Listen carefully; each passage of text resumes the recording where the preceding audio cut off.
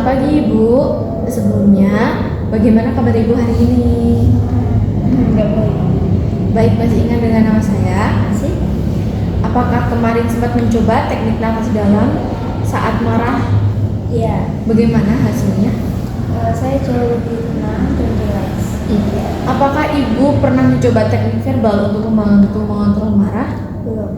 Baik, jika belum pernah, hari ini kita akan membahas bagaimana meminta dengan baik, menolak dengan baik, dan mengungkapkan perasaan dengan baik.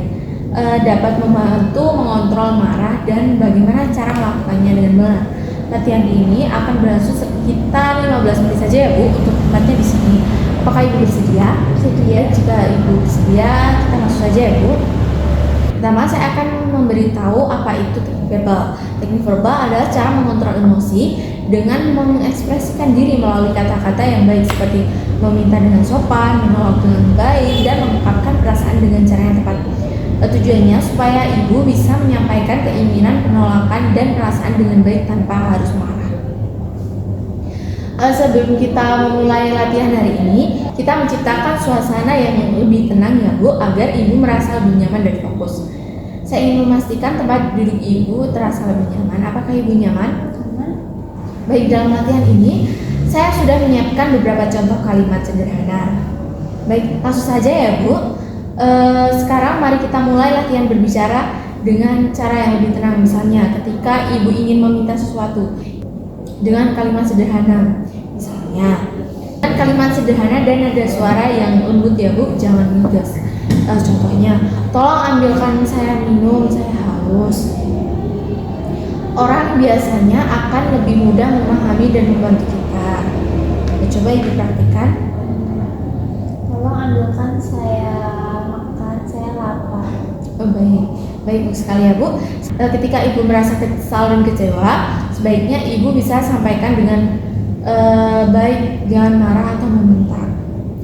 Ibu bisa ungkapkan perasaan dengan cara yang lebih menenangkan. Contohnya, saya sedang merasa kecewa karena kamu tidak menepati janji kamu.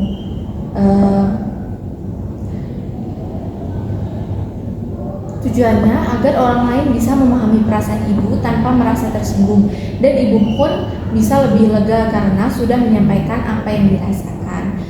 Sebelumnya kita coba Ibu contohkan bagaimana yang saya ucapkan tadi. Saya merasa kecewa karena kamu gak menepati janji. Baik, bagus sekali ya Bu. Ibu, setelah kita melakukan latihan berbicara dengan cara yang lebih tenang tadi, bagaimana perasaan Ibu sekarang? Jauh lebih rileks. Apakah Ibu merasa sedikit lega atau nyaman ketika mencoba meminta dengan sopan, menolak dengan baik, maupun mengungkapkan perasaan dengan kata-kata yang halus? Iya. Saya melihat saat Ibu mencoba menirukan contoh kalimat tadi, nada suara Ibu lebih stabil, tidak meninggi, dan ekspresi wajah Ibu tampak lebih rileks.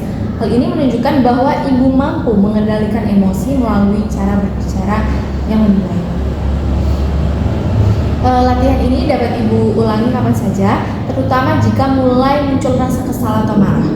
Cobalah untuk mengungkapkan kata-kata yang baik ketika ingin meminta sesuatu, menolak permintaan, dan menyampaikan perasaan. Dengan sering berlatih, Ibu akan semakin terbiasa mengendalikan marah dengan cara yang lebih sehat.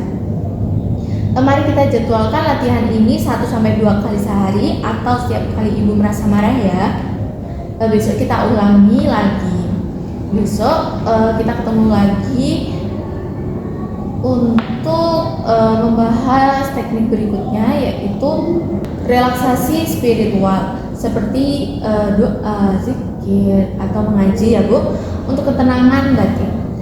Kita bisa lakukan di musola atau di rumah ini saja sekitar selama 15 menit ya Bu.